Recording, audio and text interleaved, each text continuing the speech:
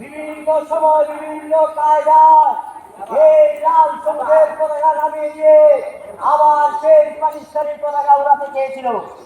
তারই ধারাবাহিকতায় গেল 5ই আগস্ট সেই পাকিস্তানিদের স্বপ্ন বাস্তবায়নে বাংলাদেশে যে তাণ্ডব চালিয়েছিল, সেই তাণ্ডবের ধারাবাহিকতায় আরেকটি নতুন চোখ ঘটেছে।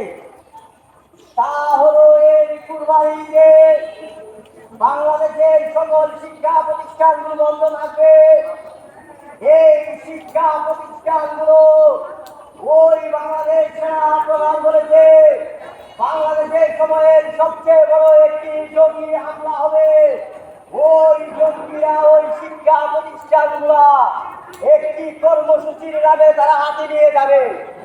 বর্তমান সেনা নেতৃত্বের প্রশাসনের কাছে এবং বাংলাদেশ ঢাকা বিশ্ববিদ্যালয় থেকে এই মন্ত্রণালয়ের শাহজালাল সরকারি ডিগ্রি কলেজের স্যার মহাদয়ের কাছে আমার আহ্বান থাকবে,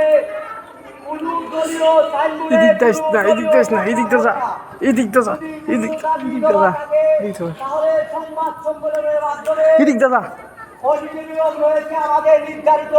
এই অডিটোরিয়ামের দাদা কোন শিক্ষা প্রতিষ্ঠান খোলা জায়গায় অফিস আদালত খোলা রাত পর্যন্ত কোনো কর্মসূচি যাতে না দেওয়া হয়, এই হলো আমার আহ্বান।